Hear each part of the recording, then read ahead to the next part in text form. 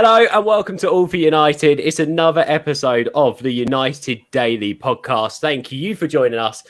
Get in the live chat. Wherever you're watching right now, come over to YouTube, youtube.com/All for United. Exclusive content over on our YouTube channel. And of course, you can interact with us all via the live chat. It'd be good to have you on with us at youtube.com/All for United. And as ever, the day after a game, we do this show where we react to tweets that are reacting to the game. It's like Gogglebox, but with United fans, based around the social media medium that is Twitter. Jeff doesn't know what Gogglebox is, that's for sure. Neil does. That's Neil's favourite programme. No? Well, fair enough. James does. No? Okay. Gogglebox wasted on everyone. It's like Big Brother, but nothing like it. Anyway, let's move on. Let's chat about yesterday's game. Before we get into the tweets that we're going to be reacting to, let's come to each of you first with your thoughts on the match, and I'll give mine in a moment. Jeff, seeing as you're first on the screen in front of me, let's come to you. What did you make of that yesterday? Well, to be honest, I didn't really catch the first half of the show, and based on the tweets of the game, and based on the tweets that I've read, I didn't really miss that much, except for that Rashford header. I mean, he's been missing headers ever since he came on, I think. But in the second half, I think even though we were knackered, I mean, it's been a leggy past couple of matches. We had a lot of improvements. The Maguire's he's been more vocal lately, and that affects his game. I guess he's more comfortable with Dino in goal, and hence he has more confidence on the ball. But, it's been better than the past 0-0 draws that we've had. We could have had more. Masons could have scored one at least. He deserved it, really. But, we'll take it. We'll take the 3 points, especially in this time of the year. But, really worried about our players, like moving forward in the long term. Especially with I'm guessing we have a short season break after all said and done this year. So I hope we get those injuries back by Milan by Thursday, by the Milan match, and give some players rest. But it was a win's a win, so I'll take it, even though it was a rough game. And teams around us dropping points left, right and centre. That wins even more better in terms of when you look at that league table, and we'll get to that in just a moment's time. I do like that, though, Jeff, and I've seen this a lot on Twitter. Harry Maguire's being more vocal. Why? Yeah. Why is he being more vocal? We'll get on to Maguire in a minute, so save your answer to that. But my question around that is, well, is he? Or is it just that he's putting in these world-class performances that people are noticing at the moment, and therefore it's actually making him a better captain in people's eyes? Like, how do we know he's being more vocal? I see where you're coming from, but I want to jump into that because there's been a lot of social interaction around Maguire, and we will chat about that in a bit. Guys, those of you watching on Facebook and Twitter, YouTube is where you need to be. Get in that live chat, communicate with us, and we'll get your thoughts on the screen. youtube.com/All for United. James, let me come over to you. What did you make of that yesterday? I don't know if I want to go before Neil, but I was relatively happy given the lineup that was put out and the players that we had available. But obviously we haven't been performing well. Obviously, West Ham are a good team, but the way they set up was just horrendous from their point of view. I think playing 3 holding midfielders along with the 5 at the back, we were never in danger of losing the game with that lineup, but I think I was very relieved when we got the goal because it did very much look like a game where we're just gonna peter out into a 0-0. I thought defensively we were very good, although I don't think we had actually that much to do defensively. They didn't have a shot on target the whole game. They didn't actually have a shot until it was like the 60th minute, wasn't it, or something like that. So, in that sense, it was good. I'm happy we didn't get completely dominated in the midfield, given how good their midfield is. I think Fred and McTominay going forward were pretty horrendous, but going back they were all you could really ask for. But like Jeff said, I thought Greenwood was good. I thought he probably deserved a goal on the day. Obviously unfortunate that Fabianski turned into a prime Oliver Kahn again. It seems like every keeper that comes to Old Trafford seems to have a quality game. But I wasn't expecting a win given our form and given the players we had available, especially given how good West Ham were. So at the start of the game, if you'd have offered me a 1-0 win, I'd have bit your hand off. So I can't really complain from that point of view. Yeah, I do think it's interesting. Again, we look at the league table after the game. We look at the other results. We look at our injury list. We think about how West Ham have been going into the game. And of course, they just didn't turn up, did they? They didn't turn up at all at Old Trafford when other teams have done and really taken the game to United. They didn't. All this positivity hindered by a slight negativity, a piece of negativity on the performance. Neil's still grumpy. Neil, what did you make of that? Well, it's not that I'm grumpy. It's just that's just the way I am, really. Doc would be good on this. Doc would be great on this show, by the way, wouldn't he? Doc's opinion would be epic. Me and the Doc on this show would be God's truth. Yeah, you're right. A win's a win, and you look at the way the results went. You know, Everton got beat. You know, Tottenham getting beat. And I'm quite pleased about the Tottenham result. Them losing because we could break the bank and try and get Harry Kane because they don't get Champions League football. The results have gone our way. I just fear that we look absolutely shot to pieces. And yeah, we've got a lot of games coming up, and then we've got the Euros. So a lot of our squad are going to be involved in that. So there's no time for a break. So you're going to have they've got to be clever. I said a few weeks ago to you, Ben, the backroom staff are going to be so important keeping these players fit. Love Shaw's form. I think Maguire's been outstanding. And he's been outstanding for a long time. And there's so many people who just want to slag him off for every single opportunity. I like the way Henderson. I mean, he had nothing to do yesterday, but he commanded his box. Loved it when he came out and wiped out Bowen. Can't see De Gea doing stuff like that. And I think Henderson is going to cement his place in the first team. But yeah, a win's a win. And I just felt a little bit. I wanted a bit more. I wanted more of a statement match. Mm-hmm. Yeah, you wanted the performance and the win. But in the end, we just got the win. We just got the points on the board. I can understand that because I do think it's been a little while since we've done that. I think the problem is City came into such good form. I think if you look at the teams around us and you look at us at the moment, I don't think there are many teams in the league actually making a statement. There's been a lot of talk around Chelsea and that run that Tuchel's going on and how good they've been. They're still only winning games 1-2-0, drawing them 0-0. There's no, so to speak, statement performance yet. No. Looking at City's run, you'd say the 4-1 win against Liverpool at Anfield is a statement. You say that they've had a couple of 2-0s, 3-0s, but with that quality in depth, you tend to expect them to put teams away in the last 20 minutes of games, and that's more or less what they've done. Look, I do think there's a big thing around training at the moment, and we spoke about this before going on. Ollie's mentioned it, and I heard Klopp and Pep mention it recently. The teams aren't getting the opportunity to train. It's match day, it's rest day, it's recovery and recuperation day. It's then looking ahead, doing a bare minimum on the training pitch, and then going that next step. I think we keep talking about United not doing the basics right. Our passing seems off. Obviously worried a little bit about fitness, struggling with muscular injuries. I think all that is down to the lack of intense training and so to speak, physical training on the training pitch at the training ground. And they just can't do it at the moment. There's too many games in such little time. I think the potentially the match day weekends that we have played well have actually been after Europa League games. We've not been too bad. It's usually the opposite with teams, and that's still no rest and recuperation time at all. So it's an interesting one. Look, I'm not expecting us to put in many big performances between now and the end of the season. For me, we've just got to scrap away, win a trophy, and cement that top two. I do think yesterday was a big step towards top four. I don't think it's done yet. We're going to get into that, guys. Get in the live chat. If you're watching anywhere but on YouTube, come over to YouTube, subscribe for loads of exclusive content, and join our Red community in the live chat. Discuss it with us and fans as we talk at youtube.com/AllForUnited. This is the Twitter React show, of course. So I take tweets reacting to the game, and then we react to those tweets. I want to start with this tweet here, Jeff. You mentioned him a second ago, so I think it's only right we go in and chat about a captain's performance yesterday. 9 clean sheets in 13 games.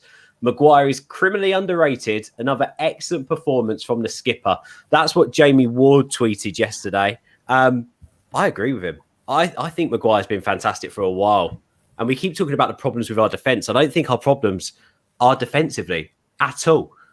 What do you think of that, Jeff? Do you think Maguire's been underrated, especially of recent? And what did you make of his performance yesterday?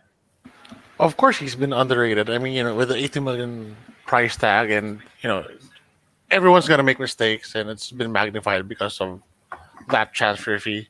But he's been good this couple this couple past games, and to be fair, as I said earlier, he was becoming more vocal. I think it started out with it became more apparent with that Rashford tussle a couple of weeks back, if I'm not mistaken. So yeah, I mean, we've always said Maguire needed a more compatible partner, and so far it's been working with both Lindelof and Bailly, which is a good thing. For now, I think it's Dino who's helping out him a lot because Maguire knows he has insurance in terms of back passing. I mean, I don't think there's a more awkward pass than De Gea passing it short from his box, you know. So I think with that security behind him, and then with the play of Shaw, and he's been great. He's been great. What's wrong is the concentration, I guess. We've been giving up these late goals, so it's been a problem ever since. So if we can get that concentration all throughout the game, then maybe we could have had more points in this past run. Can I ask you about your comment on him being more vocal at the moment? Is that your way of expressing that you feel like he's leading the team better and is becoming a better captain? Or is that you saying that potentially, he didn't have that authority and he hasn't got that authority in his locker, but he's making up for it now? I think he had the authority before, but it's not just on the field, because if he didn't have that authority, then players won't respect him, bar none, right? But the fact is, him being vocal more in the field, it's like a chicken and egg. So him being more vocal leads to a more concentrated performance and hence a more focused effort on his part. So it helps him either way, right? Mm-hmm. Yeah, I understand what you're saying. The problem is when it comes to vocal leadership on the pitch, I worry that we get stuck in a rut where now we can hear things, we're listening out for things, and we're hearing what we want to hear, and we're not hearing what we don't want to hear. The cameras pick up what they want to pick up. For instance, I said this the other week. If that argument was between two Brighton players that happened between Maguire and Rashford, it doesn't even get tweeted. No one mentions it because it's United. It gets mentioned. So I don't know how much we can sort of take that into the pot and judge Maguire on it. Obviously, it's always nice to hear. I think yesterday, Sam Luckhurst tweeted, and again, we get all these, what Ollie's saying on the sidelines, the reporters are tweeting it out actively, what players are saying, because we can hear it's being tweeted out actively. And I think in the first half, Maguire had a massive go at Wan-Bissaka for effing giving the ball away too much. And again, it got picked up on him because it's Maguire, because it's United. Again, if it's another team, no one cares about that comment being made, but because it's Maguire and United, it's let's tweet it out there because the Maguire captaincy bandwagon is one that always goes off during and after games. So I do wonder in some ways if we're hearing what we want to hear. I think I've always been straight on Maguire. I think he is the captain of this team. We back him and we get on with it. I don't think captains are as important as they were once upon a time. Leaders aren't the same as they were once upon a time. I think you need to have many in your squad to be able to achieve what you want to achieve, and experience is a big part of that. I think Maguire's a good captain. His fellow professionals clearly respect him. Everything anyone says about him is good. So we move onwards and upwards. And I think his performances, as you mentioned there, Jeff, recently have been fantastic. Fantastic. And those of you in the live chat saying the same. Neil, what have you made of Maguire recently? I've always been a big fan. And I think, the 80 million, it's not his fault that we paid 80 million for him. I think he's been great from the start. I disagree. That I think because we're quite a young side, I think we actually genuinely need a captain, someone to drive them on. In the first half, he could have been effing and jeffing at every single player because everybody was giving it away. So I think this team at the moment, this squad, does need a captain, and I think he stepped up. You can see in his performances. Jamie's tweet there, nine clean sheets in 13 games. We go on with that sort of record towards it till the end of the season. We're guaranteed top four with those sort of figures. So I think Maguire's been outstanding, absolutely outstanding. Yeah, good point there, Neil. And just on the last bit on Maguire, James, I just want to quickly come over to this tweet here from Statman Dave, which I think puts Maguire's form recently or since signing for United into a little bit of context for the for the criticism he gets. Since signing for United, Harry Maguire has been involved in 25 Premier League clean sheets, more than any other outfield player in that period. He does definitely bring more to United than just a fantastic quality of defender, that's for sure. He improves the defence around us. So that being said, and looking at our clean sheets and how our defence has come on recently, for you, is our big problem still defence and that centre-back pairing, or have we got bigger problems on the pitch? I mean, that centre-back pairing can hold its own. I think the problem is probably just ahead of it. You look last season when Matic was in the form of his life and we were getting clean sheets left, right and centre because he was shielding the back four. So you look now, we've got Fred and McTominay, both okay. Neither of them as good as Matic is defensively. And I think we've paid for that at times. So I think the goalkeeper has something to do with it as well. I think they're a bit more comfortable with balls in behind them with Henderson in goal because he's more comfortable with coming off his line. You know, that's not to say they're not comfortable with De Gea. He's obviously an incredible shot stopper, but I think that has something to do with it as well. And then the resurgence of Luke Shaw and Wan-Bissaka are probably also helping as well. Obviously, Luke Shaw last season probably wasn't at his best. Wan-Bissaka's still a bit raw last season as well, and they're coming into form. So I do think it's an effect of the players around him as much as him lifting his performances. I think now that he's settled in, though, it's never going to be easy settling in after a world record fee, is it? You know, that expectation. But he's calmed down a little bit after the start of the season, and you know, I think he's comfortably our best centre back, and he's proven it. You know?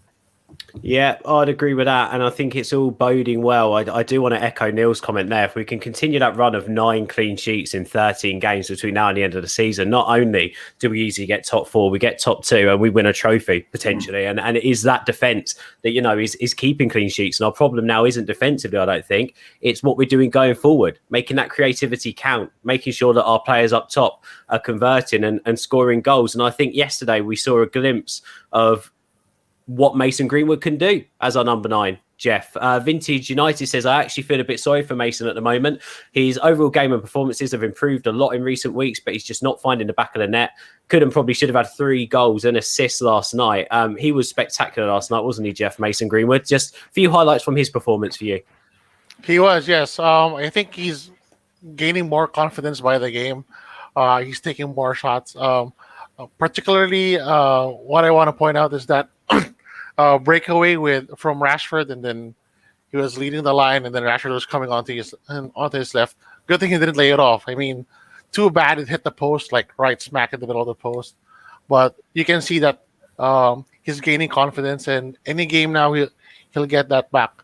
In terms of being the number 9, he's really a different number 9 that a lot of people are looking for. Someone like Cavani or maybe Lukaku, even, like making those runs to the box and then just being that goal poacher that most of our midfielders tend to rely on.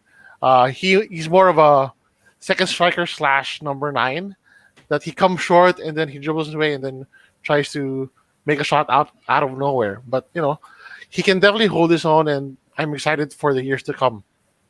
Yeah, Neil, what about you, Mason Greenwood? We've spoken a lot about him and his promise and where he might be in the next 10 years as potentially one of United's all-time greatest goal scorers. That's how lethal he's looked at academy level and youth level. However, it's not just clicking for him, is it, this season? For whatever reason, he's struggling to put that ball in the back of the net. Now you see more of him at number 9. Do you think he should be the man starting up top at the moment? Yeah, I'd be quite comfortable with him starting up top. I think he's... I'm hoping he becomes one of these street plays. Remember when Rooney used to go like X amount of games without a goal, and then he'd score 6 games on the spin, and then he wouldn't score for 4, and then he'd score 5 games on the spin. Greenwood just needs a bit of luck, one off his arse and goes in the back of the net or something like that. I rate him. I think he's a magnificent footballer, and I think he's the future striker for the club for down the middle for 10 years. I don't know what they'll do. I'd love us to sign an out-and-out number 9 in the summer, but that's probably a different story for a different day. But I've got a lot of confidence in Greenwood. The Cavani situation sounds like he's off and doesn't want to be here anymore, wants to go home. Fair enough. So let Greenwood play. Yeah, and as we've said in the past about Dean Henderson, these young players are never going to be able to get mistakes out of their system or, conquer and come through the other side of these barren runs without being given game time. They need to be on the pitch. They need to be given every opportunity. I thought the big difference for me last night with Mason Greenwood was he was shooting early. And he had that selfishness about him. When he had the ball, he's looking to have an opportunity at goal. And if it wasn't there, he was then making a sensible decision with the ball. Also, we've said it before, and I'll say it again, sorry, no, I'll come back to you. Cavani's influence on him is rubbing off like there's no tomorrow. Just his positioning in around the box, how he's running off of other players and the defenders, his movement. It was evident to be seen last night against a very stale and slow and static, low block that West Ham imposed on us. So that was really good to see him putting some energy around there. And his shoulders never slumped. And not one point did he go, right, I didn't get the ball, I'm not going to do it again. He tried and he continued. I love that. I love a number 9 who's just hungry to score. Go on, Neil. Yeah, I mean, he always wanted the ball. He shifts the ball really quick. And he, like you said, he shoots early. He's game. He's proper game. And he constantly bounces back. Oh, good afternoon, Doc. So this could be fun. But I think Greenwood's top player indeed. And the only way he's going to learn is with more games. Same way Henderson, same way Bissaka, the young players that are in the team. Yeah, I completely agree with that. So what about you, James? Is now that time? I think we spoke about this a few weeks ago, actually, on a show. I can't remember if I was there listening to it or actually on it with you, but we're talking about the fact that when does that point come that we go, Greenwood, you're the number 9 now to the end of the season, run and take that shirt, make it your own. Are we at that stage now? Cavani's been in out of the team with injuries. Martial, again, hasn't been in great form. Last few games, Greenwood's played up top, but when we have seen him, he showed a lot of promise. Is now the right time for you? I don't know. He's still very young. Cheers, mate. Thanks for coming on. Thanks for coming on the show. I really appreciate that, James. It's always good to have your wisdom, mate. Yeah. I'd say probably. That's insight, that is. Yeah. You should be a journalist, James. James, how are the splinters? You should be a journalist. With how much you're sitting on that fence? God, it's the judge. He's constantly on the bench. Go on, James. I'll give you a definitive answer then. I don't think so just yet. I think that's not in playing. I don't think so. James was like, Joe's not on this show today. I'm going to get a smooth ride. I'm going to get to say what I feel. And then all of a sudden, Neil straight in. Me straight in. James ain't coming on again. He's had enough of us. Go on, mate. Right, no, I don't think that he should. I think him playing out on the right is doing him a lot of good at the minute. We're seeing that he's not just a step over and shoot sort of player anymore like he was. I mean, yeah, he was getting more goals doing that, but you can't live your whole career doing that. Whereas out right now, with him playing out right now, we're seeing a whole different side to his game. He's taking men on. He's whipping good balls into the box. He's picking up different spaces. He's very good at, knowing when to drift wide, knowing when to stay centrally, linking up the play as well. His whole ability on the ball has improved drastically this season, and we're not getting the goals yet. But once he starts making that transition back to the middle with this better all-round game, we're going to see the benefits of it. He will be a player that, even if he does only score 15 goals a season, he'll back that up with an additional 10 assists or so and stuff like that. So I'm happier that he's becoming a more well-rounded player, and I think for the rest of this season, if you've got senior strikers fit, you play them down the middle and play Greenwood down the right, and then you start that transition maybe over pre-season and into next season.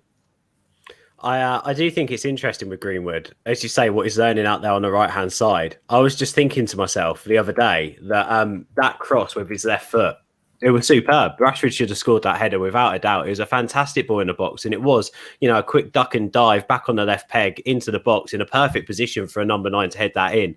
If Cavani's there, that's 1-0. And Rashford just couldn't get proper connection to the ball and score. I actually think now is the time. I've got to be honest. Look, Martial's not in great form, and I think as a fan, you want to take confidence and you want to take a bit of excitement going into a game. Right now, if I see a team sheet and I've got Dan James on the right, Greenwood in the middle, and Rashford on the left, I can't argue with that.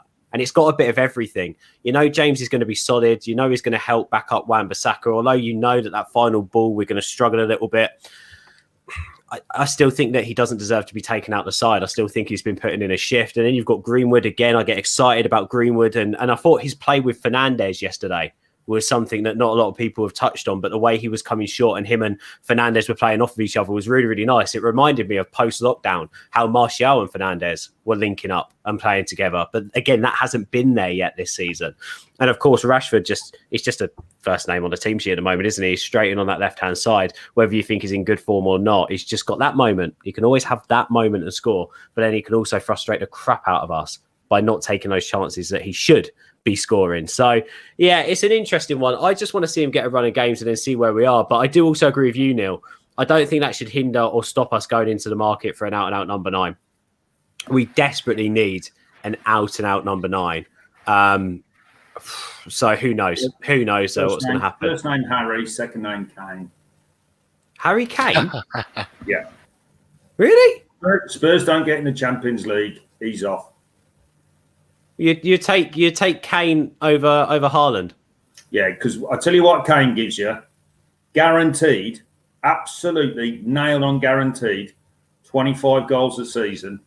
And he's proven in this level, and he's the bang on the right age. With Haaland, I know he's a good player, but he's still an unknown quantity in the Premier League. And how many players have come to the Premier League and found the first couple of years tough? And he's going to come. And what the money that you're talking about, there ain't going to be a lot of difference in it, but I'd go with Kane all day long if you could get him. All day long. How much again, different conversation, but how much do Spurs take for Kane, though, or for United? If they're not in the Champions League and they've got a massive stadium that they've got to pay for, how much is Haaland going to cost? 110? Well, they reckon, no. Well, it depends what you're throwing into it, but the outright transfer fee would be about 58 million in the release clause.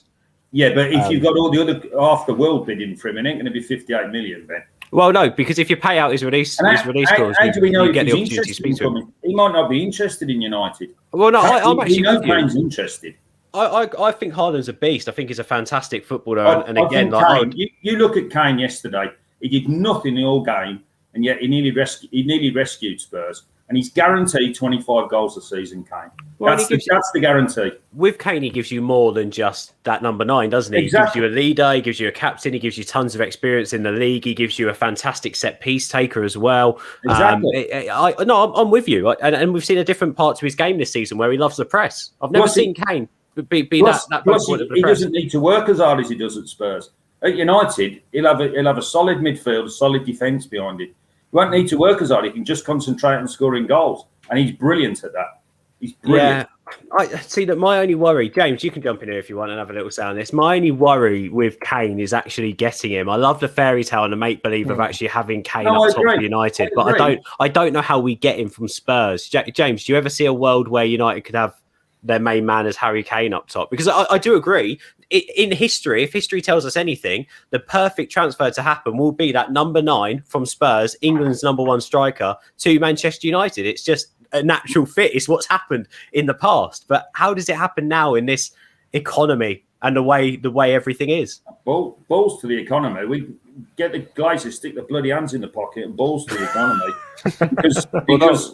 because you then suddenly you become like a world power with somebody. It takes you to a completely different level and you'll get a massive return on the investment. Whatever it is. That's what I was going to base my point on. What is the fairy tale signing? But are the Glazers ever going to spend, 180 million on one single player? I think you've got to factor in the English tax and everything like that. He's the best English player in the world, so he's going to cost a high premium. Spurs would charge us a lot more than they charge Real Madrid because they're not going to want to come up against him twice a season. So I think while the Glazers are in charge, I don't see Harry Kane ever coming to United, if that makes sense. And if's a big word for 2 little letters. But if Harry Kane came out and said it then, because that's why I was pleased that Spurs lost yesterday, because I can't stand Arsenal. I mean, seriously, not far behind Leeds in my pecking order.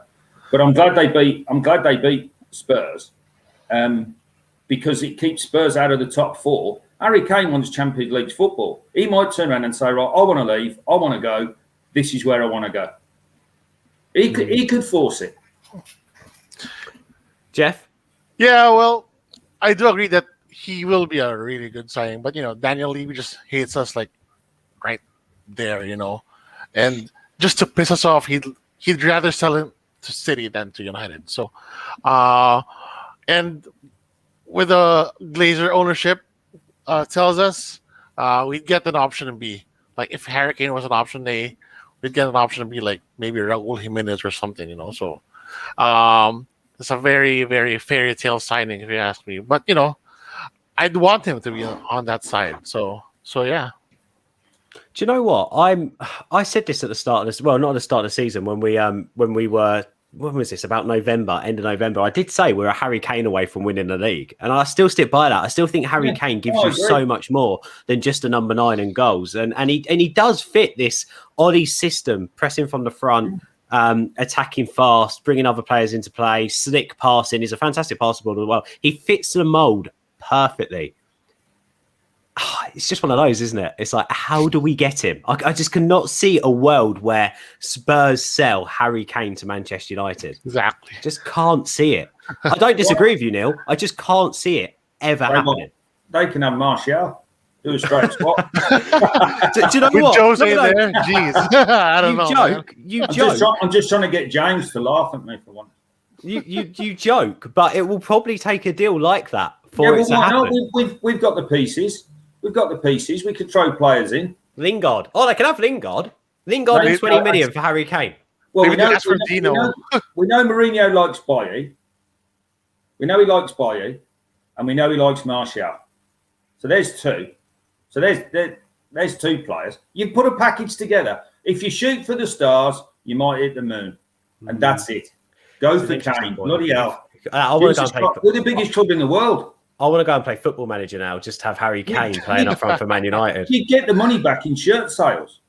Yeah, well, Neil, it don't work like that.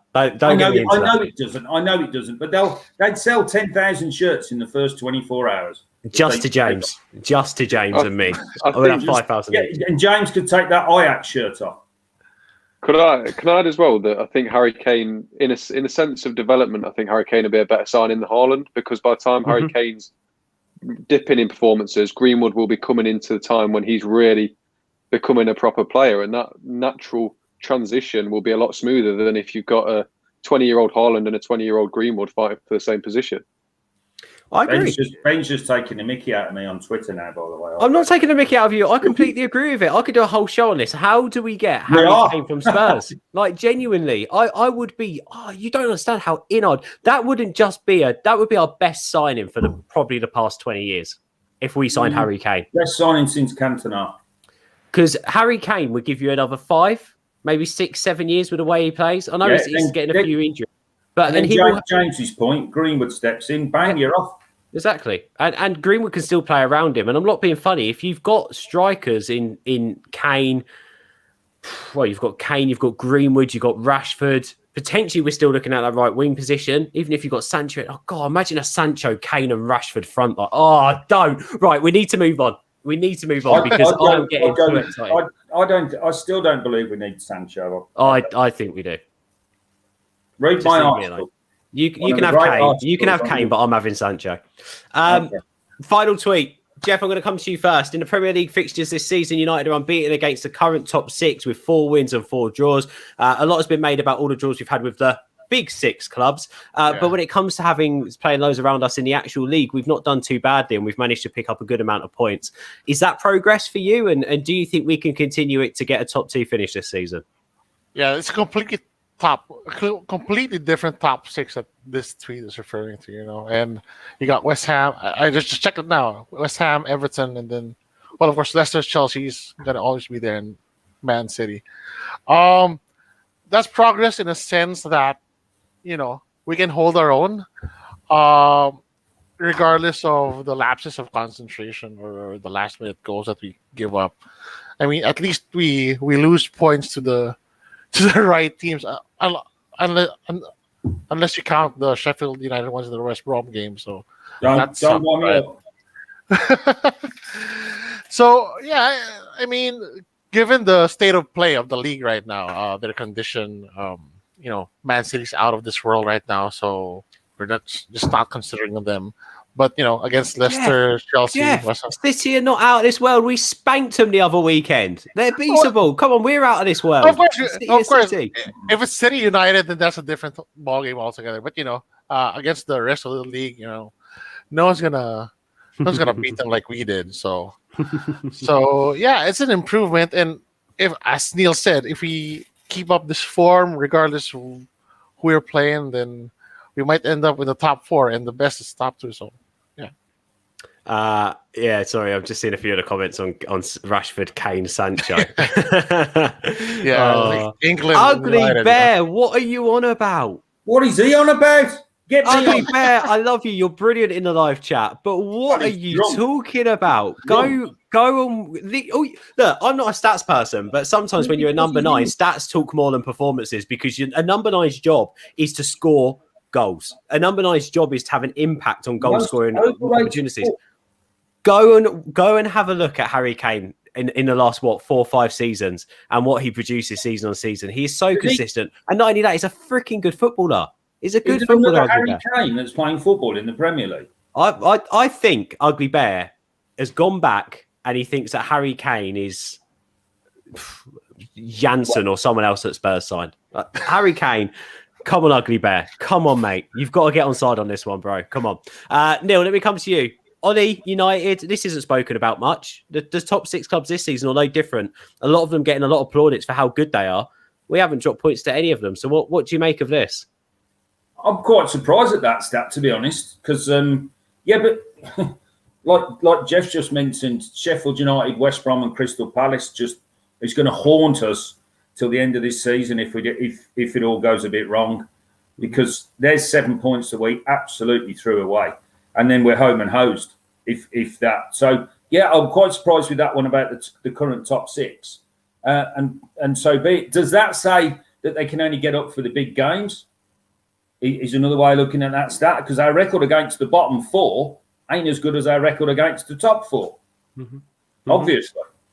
Because I still cannot get my head around. I mean, did you watch Sheffield United? Just, Jesus God, they were absolute muck. I've never seen anything like it. They were dreadful, and we lost to them at home. My God.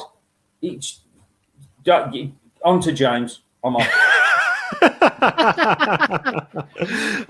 Bro, I'm not saying Poch built the team around him, but I think this is a problem so many managers are having. Build your team around your best players. You've got to remember Harry Kane has been Spurs' best player for so many years. So, of course, he built the team around him. He comes into United side. We're building the team around Bruno Fernandes at the moment. We're giving Bruno Fernandes a number 9 that he can literally put goals on the plate for. Same with the right winger, complementing Aaron Wan-Bissaka. You've got to build your team around these individual players and get best-in-class players in those positions to win trophies. At the end of the day, we're talking about City squad depth. If we went and signed Harry Kane, they would be shitting themselves. They would be. No swearing, Ben. It's brilliant. Oh, well, no, shitting's all right. We'll have that one. It's just the stuff that you come out with, Neil. Easy bollocks. Guys, hit the like button on the video. Make sure you do. Make sure you subscribe to the channel, youtube.com/AllForUnited if you're watching anywhere else. James, look, I'm going to give you the big question.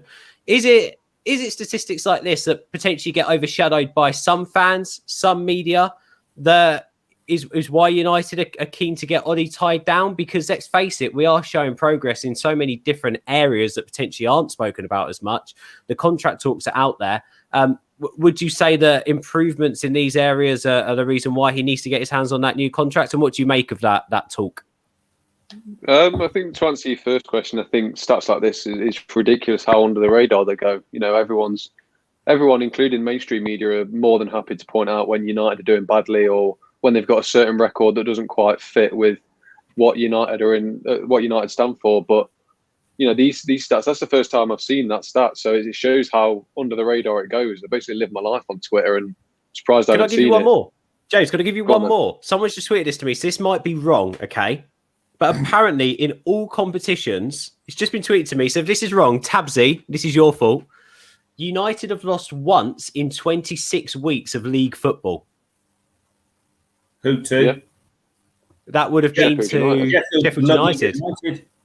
But that's. I mean, I know there's a lot of draws in there. We've lost the losing habit. Yeah, but you don't have the winning habit either. So.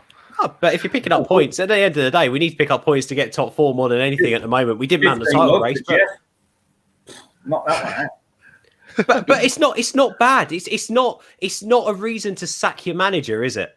It's not a reason to give him 9 million a year either. But Neil, why are you so fast? You're obsessed with money. Finances in football do not make sense. It's because I bathe in it every night, Ben. yeah. The only reason why Neil's a bit gutted about that is because he's on 10 million a year, and Ollie's catching up with him. I'll tell you what, when people say that the Glazers don't back Ollie, just have a look at Ollie's contract. Bloody hell.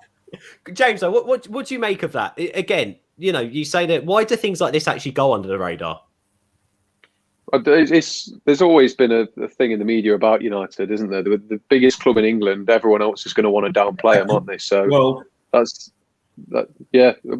world, yeah. So there's always going to be that inferiority complex where you need to belittle United to make yourself feel like you're on a par with them. But that the talk about Ollie, you're not going to believe this, but I'm quite on the fence about it. But mate, you must have so many splinters in your arse. Honestly, I'm stunned at that. It's probably in the long run a good decision. He's put the club in an incredible place, but the important thing will be whether they actually back him with transfer funds, because there's no point giving him a 2-year contract and then giving him the same team with massive holes in it that realistically will challenge for top 4 every year, but not the league. There's no point, is there? So it'll all depend on how the board acts afterwards. But then you go back to that start as well, that it's a little bit frustrating seeing that start, because our record against the big six as such is so poor in that sense, the amount of draws, that it must be like a mental thing or something, that we're scared of these big teams and we set up in a way that prevents us from winning. Whereas the teams that are on paper the best in the league, we're not afraid of them because they're not big names, and we go out for the win and we beat them. So I think there is a mental side of it, that start, which needs to be addressed in the fact that Arsenal and Spurs aren't scary games anymore. These you should be approaching these the same way you approach an Everton or an Aston Villa now, because their performances have warranted that. But I just think we pay too much respect to these big teams now, and that's why we're not winning the big games as such. Yeah, it's a good point, well made. I think in a dream world, Jeff, we're coming to hear your thoughts on this in a second. I think in a dream world, or so to speak, a point of view of many people out there is that you give your manager till the end of the season, see what they've won, see what they've accomplished, and then you decide on their contract. But going back in the real world, that isn't the way things work. You're planning ahead now for the summer and for next season. That has to be tied up now, even though we're still in the midst of a season, right? So, we're expecting a new contract to be signed. What do you make of that, Jeff? Well, look at it this way. If we come into the summer and Ollie doesn't have a new contract, it'd be hard to recruit for him, because like Haaland, we know that he's going to be a tough signing, but Ollie's like a wild card for him. If ever Haaland comes to United, it's because of Ollie, and if he doesn't have that assurance that Ollie will be here for the long run, then it's going to be way harder. But it makes sense that we have to finish the season. But if we are in the long run with Ollie, this is okay, and I'm actually okay with it. Just don't go sack him next year in the middle of it, and then just throw another wrench into the team that we're building. What important, Jeff? Let me just hold up one of your points that you made there in terms of if you're going to plan with Ollie, you need to back him. Right. It's as simple as that. If you're going to give Ollie a new contract and you want him to oversee what happens this summer and next season, give him what he needs for next season. Because if you're just going to sign him up on a new contract and not give him what he needs, what's the point? Exactly. What's the point? The transfer category should be like open wallet for Ollie. So yeah. I mean, Neil, we love an open wallet, don't we? What do you make of the contract? I can never close mine for the 50s in it. You can start funding this channel with that talk. I'm telling you. What are you making? We'll have a chat one day, Ben. What are you thinking about the contract, chatter? And I'm quite surprised that the figures bandied around just blimey. I don't get it really. I'd wait to the end of the season. Let's be honest. They already know what the targets are for the summer. It's not like the last game of the season and then they sit down and say, right, who are we going to go after? We brought in the director of football or whatever they're called, director of traffic or whatever they are. We brought those people in. They must have an idea of the sort of people they're after. I mean, tell you what, how stunning was that? We were linked with a teenager from Stoke. I mean, come on. That's the sort of thing that sells shirts. Just open the wallets up, go and get Kane, and then you can have your teenagers from Stoke. That sounds wrong, doesn't it, on every level, to be honest? But I don't get where the club's going in terms of offering Ollie massive amount of money on the wages he's on. He's on Mourinho money. I just don't get it. I just want him to sign an out striker.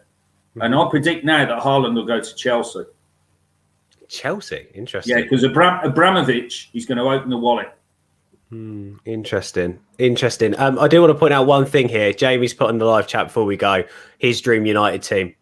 He wants Henderson, Wan-Bissaka, Maguire, Varane, Shaw, Fernandes. Wait a second. Rice, Pogba, Sancho, Kane, Rashford. Jamie, you've ruined it with Rice. Rice? I wouldn't have chips. I mean, see what I've started about Kane. Yeah, see what you've started. What you've started. If Kane ever gets linked to United, doesn't matter who does it. The Metro, anyone. It could be the Australian Telegraph. If we sign Kane, I'm the director of football, and I'll do it. I'll do it from home. Well, we'll leave James to get that exclusive scoop from you for his papers or for his columns, because James, you've got access to the director of football there, mate. Make the most of it. Joe's in. Maybe. Thank you for watching, guys. Jeff, Neil, James, it's been a pleasure as always. Thank you for jumping on. It's been a good show. Neil's going to be back on with me Thursday with the doc, Barry. We're going to be looking ahead to the AC Milan game with Rants and Rambles and having a good chat there. I'll be back tomorrow with two AC Milan fans. We've got two AC Milan fans on with me tomorrow, so it'd be interesting to see what they made of the first leg and how they're going to approach the second leg, because AC Milan lost at the weekend to Napoli at home. So they are beatable at home. So what game are we expecting to see? Because notably, actually, a bit like United, AC Milan have better away form than they do home form. So it's all playing into our hands in some ways, but we'll have to wait and see. We've got the Milan fans on tomorrow. Wednesday, I've got Danny Nardiello, former Red, and Dale. Neil and Barry, as I said, Rants and Rambles on Thursday. And then we are planning a bit of a special show for Friday. So we will see you this week on the United Daily. It's a week before the international break. There's loads to chat about. Get involved, subscribe to the channel, smash a like on this video, show these guys some love, and I'll speak to you tomorrow. Stay safe, guys. Take it easy.